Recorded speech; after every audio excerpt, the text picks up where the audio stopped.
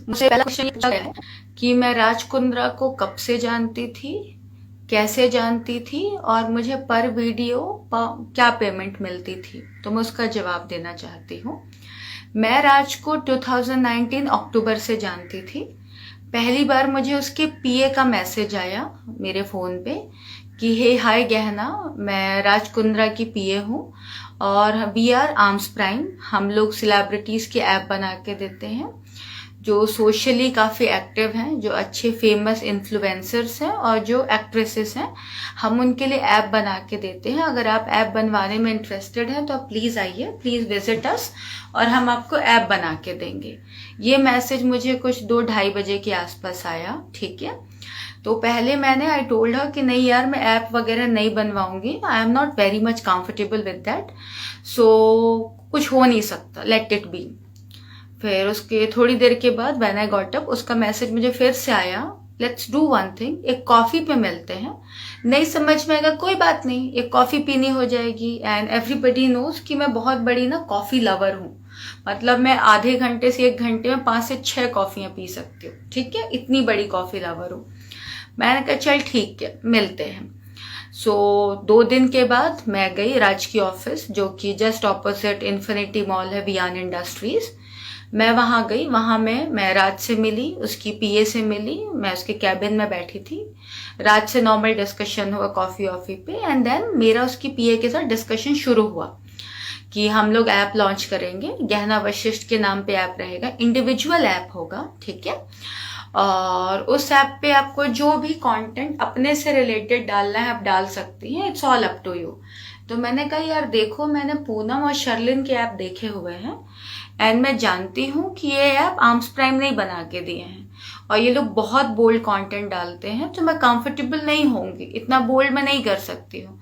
तो she said then I suggest you कि बाकी लोगों की ऐप भी देखो। हम लोगों ने कई सारे लोगों के ऐप लॉन्च किए, अब सबके ऐप देखो एंड देन यू डिसाइड। फिर मेरा राज के साथ ऐसी नॉर्मल कॉन्वर्सेशन हुआ कि यार ये थोड़ा सा ना ऑड काम है, ये नहीं हो पाएगा। तो Raj said fair enough Gehna, take your own time, app देख लो, विजिट कर लो, समझ में आए तो कर रहे हैं हम लोग, नहीं तो कोई बात नहीं, एक बार एक और कॉफी हो जाएगी। मैंने कहा ठीक है। देन मैंने 2 दिन लिए एंड 2 दिन के बाद मैंने राज को बोला यार चल एक और मुलाकात करते हैं। मैं मिली एंड देन नॉर्मली बात हुई and then he was very clear कि आपको वही डालना है जहां पे आप कंफर्टेबल हैं, आपको कोई एक्सपोज के लिए कुछ नहीं बोलेगा। और मैंने एक्चुअली बाकी एक्ट्रेसेस के भी ऐप देखे, कोई भी बोल्ड नहीं थे एक्सेप्ट ये 2 लड़कियों के।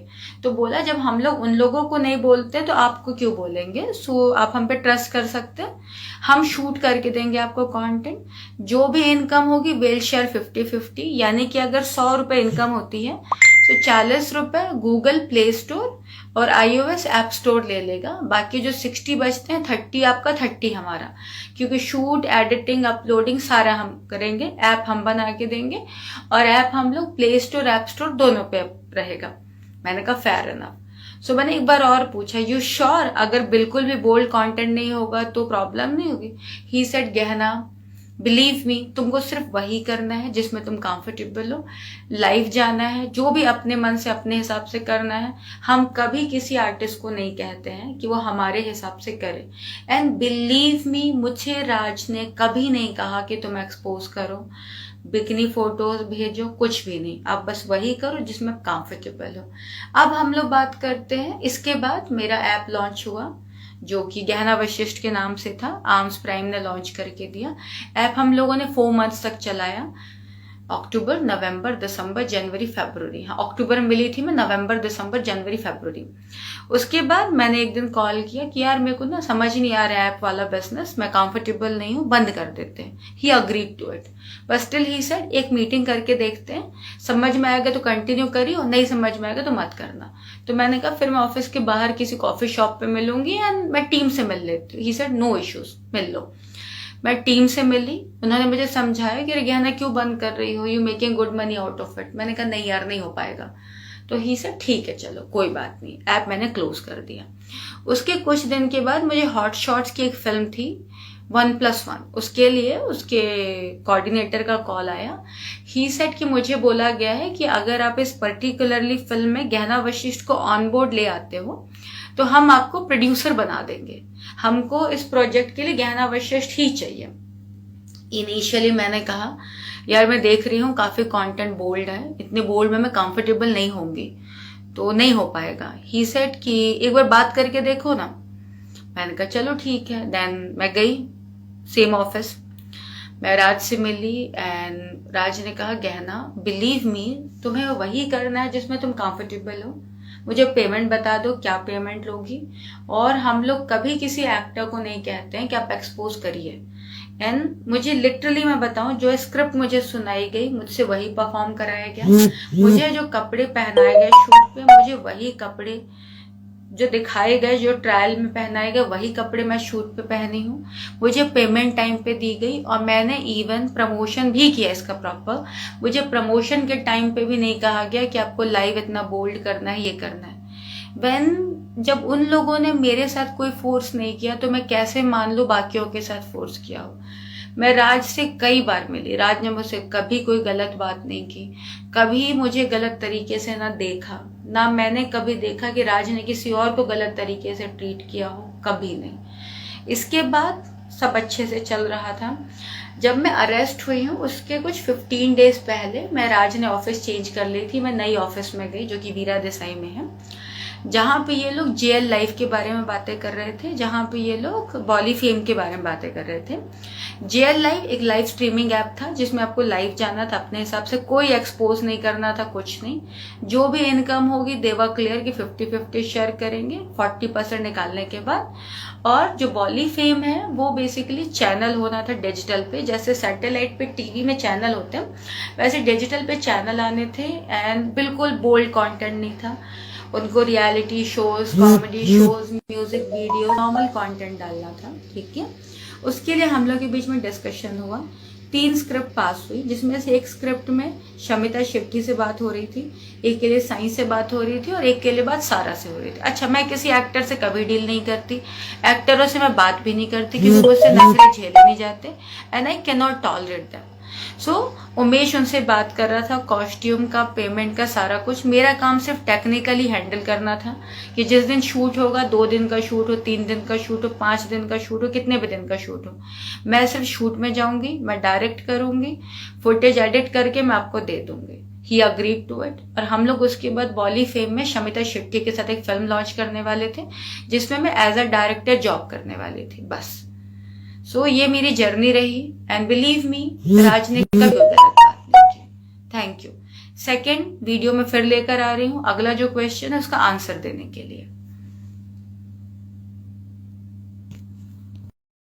मेरे साथ कैसे हुआ था, उसके बारे में क्या कहना चाहती हूँ। सो मैं आपको बताऊं, ये सारा मैटर शुरू हुआ था फरवरी 2021 में, 4 फरवरी से, जब कुछ लोगों को on location red handed caught किया गया था।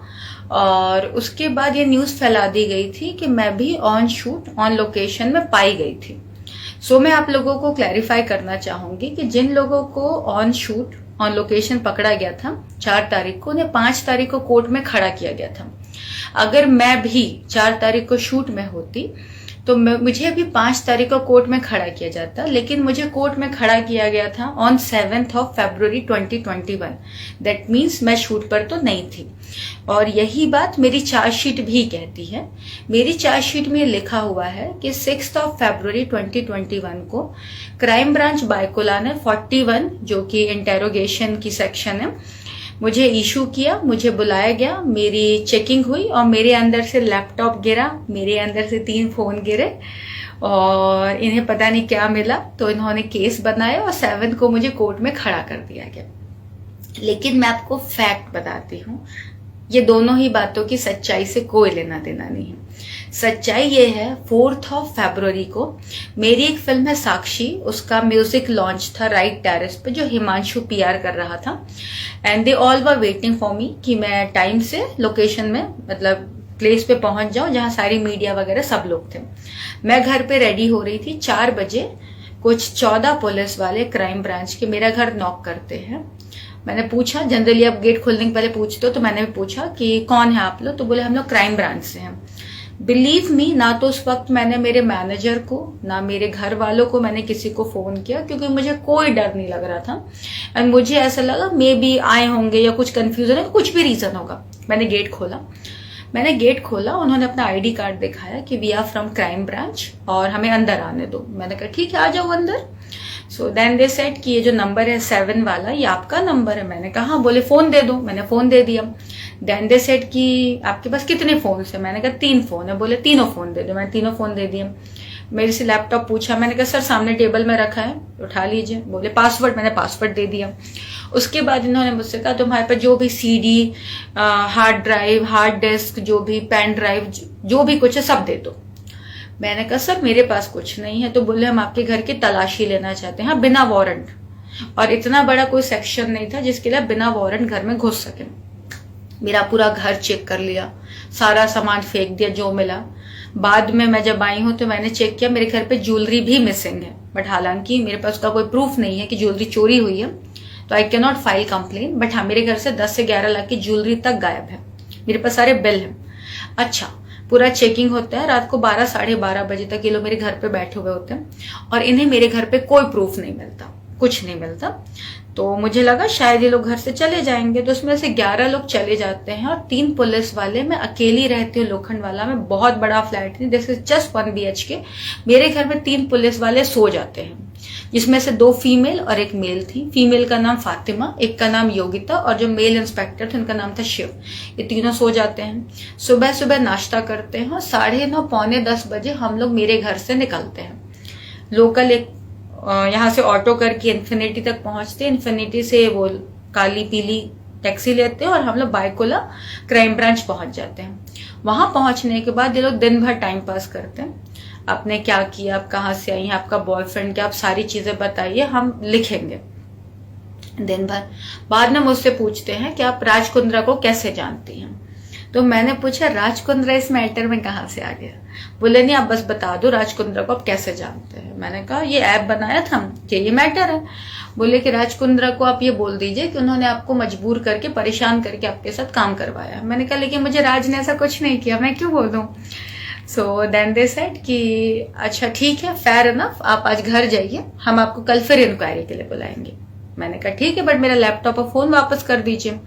दे सेड कि नहीं, हम आपको आज नहीं देंगे, विद इन अ डे और 2 आपको मिल जाएगा, नाउ यू गो बैक। मैंने कहा ठीक है यार, चलो। मैं कुछ 6 साढ़े 6 बजे बायकुला से निकलती हूँ, 8:30 9 बजे मैं घर पहुंचती हूँ, क्योंकि शाम को आते समय काफी ट्रैफिक होता है। सो मैं आती हूँ और आने के बाद मैं एक नॉर्मल सा फोन खरीदती हूँ, क्योंकि मेरे पास फोन वगैरह तो सब कुछ ले गए थे और मैं बिना फोन के रह नहीं पाती हूँ। मेरे अंदर एक अलग किस्म की चुल है कि मुझे फोन चाहिए। तो श्री जी के सामने एक छोटी सी दुकान है, वहां से मैं फोन खरीदती हूँ सस्ता सा, और ये वही फोन है जिसमें मैं आप लोगों से बात कर रही हूँ। मैं घर आती हूँ, मैं एक लोकल से सिम लेती हूँ। मुझे जिन लोगों के नंबर याद थे मैं उन्हें मैसेज करती हूँ कि ये हुआ, ऐसा ऐसा हुआ। सो दे से डोंट वरी यार, गहना कुछ नहीं होगा, और तूने कभी कोई काम गलत किया नहीं है तो क्यों होगा। मैंने कहा ठीक है।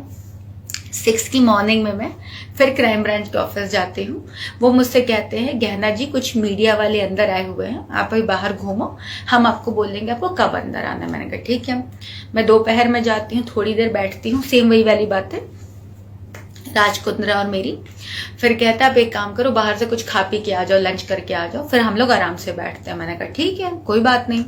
मैं जाती हूँ, मैं पराठे वगैरह खाती हूँ। बायकुला क्राइम ब्रांच ऑफिस के सामने एक छोटी सी दुकान है, वहां बैठ के, और मैं वापस आती हूँ। सेम वही क्वेश्चन, कह रहे आपके घर पे हॉट शॉट्स के एग्रीमेंट मिले हैं, आप राज कुंद्रा के बारे में क्या बोलना चाहती है। मैंने कहा राज कुंद्रा से मेरा मतलब, मैं क्यों बोलूँ कुछ, मुझे मालूम ही नहीं मैटर क्या है।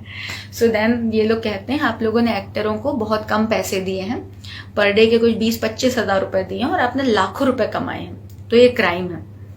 मैंने कहा अजीब सी बातें हैं यार, एक तो पहली बार मैंने कोई लाखों रुपए नहीं कमाए, ठीक है, इतना कोई बजट नहीं होता था, और जितना एक्टर को मिलता है कई बार मुझे उससे भी कम पैसे मिलते हैं, और कई बार ऐसा होता है कि मुझे ऑलमोस्ट सिमिलर पैसे मिलते हैं। बस स्टिल मैं कहना चाहूंगी कि सर अगर आप 50,000 रुपए सैलरी कमाते हैं और अगर आप अपने घर के मेड को या किसी स्टाफ को 5,000 रुपए देते हैं, 10,000 रुपए देते हैं, तो क्राइम नहीं है। हर इंसान के ना काम की क्राइटेरिया होती है, उसके आर्टिस्ट के एक्सपीरियंस पे डिपेंड करता है, आप उसे क्राइम नहीं बोल सकते। बोलते तुम छोड़ो, तुम बताओ तुम क्या स्टेटमेंट दोगी। मैंने कहा सर यही है जो है। FIR साइन करते हैं, रात को मुझे आजाद मैदान में किला कोर्ट पे रात को भेज देते हैं। 7 को मुझे कोर्ट में खड़ा कर देते हैं। वहां सारी मीडिया मुझे घेर लेती है, मुझसे कुछ नहीं पूछा जाता, मुझे कुछ नहीं बोला जाता और चलने लगता है ये पीसीजेसी का मैटर। अभी आप मुझे बताइए, अगर मैं गलत होती तो जब 4th को मेरे घर आए थे और 7th को जब मुझे कोर्ट में खड़ा किए, मैंने एंटीसिपेटरी बेल के लिए क्यों अप्लाई नहीं किया? इट्स नॉट दैट कि एंटीसिपेटरी एक्सेप्ट हुई या रिजेक्ट हुई, मैंने अप्लाई तक नहीं किया। अगर मैं गलत होती 0.0001% भी, I would have applied for anticipatory bail, but I never did, क्योंकि मुझे यकीन था कि मैं गलत नहीं हूं। देन उसके बाद कोर्ट में खड़ा हुआ हर आदमी पीसी और जेसी की जंग लड़ रहा होता है कि एक बार उसकी बेल हो कि जेसी होगी तो उसकी बेल हो जाएगी, वो घर चला जाएगा। बट स्टिल मैंने वहां पे सर से रिक्वेस्ट की, जब मुझसे जज ने पूछा कि आपको क्या कहना है, मैंने कहा सर प्लीज आप मेरी पीसी बढ़ा दीजिए क्योंकि मुझे बात करनी है and I need to talk to these people. ठीक है, सो मेरी पीसी 2 दिन बढ़ा दी जाती। हालांकि वहां हर आदमी ऐसे शौक से देख रहा था कि पागल है कि अपनी पीसी बढ़ा रही है, बट स्टिल मैंने बढ़ाया। मैंने अपनी पीसी बढ़ाई और फिर मैं 2 दिन मुझे मौका मिला, उसके बाद मैं बाइकुला जेल चली जाती हूँ। सेकेंड डे मुझे मालवानी पुलिस स्टेशन से कुछ पुलिस वाले अरेस्ट कर लेते हैं। अरेस्ट करने के बाद मुझे लेके जाते हैं, वहां मुझे जाके पता चलता है मुझ पे गैंग रेप लगा है। गैंग रेप, हाँ, जिसका मुझे कोई नॉलेज नहीं है क्योंकि मैं पिछले 14-15 दिनों से पुलिस वालों के हिरासत में हूँ। उसके पहले कोई केस नहीं हुआ था, अचानक से केस हो गया। So then I met this female who has filed gang rape on me. So initially she said या मेरा रेप हुआ है। तो मैंने पूछा तेरा किसने रेप किया और मैं क्या कर रही थी? तो उसने कहा मैम आप ऐसे बैठ के देख रही थी, आप ऐसे बैठ के देख रही थी, आप ऐसे करके देख रही थी और आपको बहुत मजा आ रहा था। तो मैंने पूछा तेरा रेप किसने किया? बोले सब ने किया। एक्चुअली उसे ऐसा लगा था कि सारा फुटेज डिलीट हो चुका है, उसको ऐसा लगा था कि फुटेज के नाम पे कोई प्रूफ नहीं है। इमीडिएटली आई सेड कि babes I have entire footage, जो भी शूट हुआ था, जो भी गाने शूट हुए, I have got everything with me, मैं दिखा दूंगी। पेमेंट ट्रांजैक्शन, मुझे बताइए रेप करा के कौन सी लड़की पैसे लेती है? पेमेंट ट्रांजैक्शन है, एनओसी वीडियो है। रेप होने के बाद कौन सी लड़की एनओसी वीडियो देती है? रेप होने के बाद कौन सी लड़की प्रमोशनल वीडियो देती है? और रेप होने के बाद जो वो डेट कह रही है, जो कि कभी नहीं हुआ रेप, जो वो डेट कह रही है जिस दिन उसका रेप हुआ है, उसके बाद अगले 10 दिनों तक हर रोज मुझे मैसेज करी कि ma'am it was lovely working with you, ma'am आपके साथ काम करके बहुत मजा आया, मैम आप बहुत प्रोफेशनल है, please give me some more job, मुझे पैसों की जरूरत है, मुझे आपके साथ काम करके बहुत अच्छा लगा। किसी लड़की का रेप होगा तो वह ऐसे ऐसे मैसेज करेगी? फिर मेरे शूट से जब वो निकली है तो शी वॉज डांसिंग, क्योंकि लास्ट वाला सॉन्ग जो था पार्टी नंबर था। किसी का रेप होने के बाद वो डांस करेगी? फिर जिस डेट का वो रेप कह रही है उस दिन से लेकर जब मैं अरेस्ट हूँ उसकी बात का मुझे नहीं पता, उसके हर रोज के टिकटॉक वीडियोज है जहां वो डांस कर रही है। यार अगर किसी लड़की को ना उसका पति, उसका बॉयफ्रेंड, मैं बाहर की बात ही नहीं कर रही, वो भी जबरदस्ती कुछ कर देना तो खड़े होने की हिम्मत नहीं रह जाती है। यहाँ गैंग रेप जैसे एलिगेशन, बेसिकली इन लोगों को मुझे फंसाना था। स्ट्रेट रेप मुझ पे नहीं डाल सकते क्योंकि a woman can not rape a woman. So they were very clear कि इसके अगेंस्ट कुछ तो बनाना है, क्योंकि मेरे पास ना ब्लैक के पैसे मिले, ना कोई चीटिंग मिली, ना कुछ मिला। तो इन्होंने गैंग रेप लगा दिया कि मेरे सामने एक लड़की का रेप हुआ है। ये मुझे एक बात बताओ, ऐसा कभी होता है क्या? You must have heard about me too, casting couch, behind the door, many things, but shooting set पे जहाँ 3-3 कैमरे होते हैं वहां पे किसी का रेप होता है क्या? और रेप के कोई पैसे लेते हैं? NOC video, promotional video, messages, TikTok में डांस, ऐसा होता है क्या? तो इसे कॉन्स्पिरेसी नहीं कहेंगे तो क्या कहेंगे? मैं अगले वीडियो में आपको फिर से ज्वाइन करती हूँ।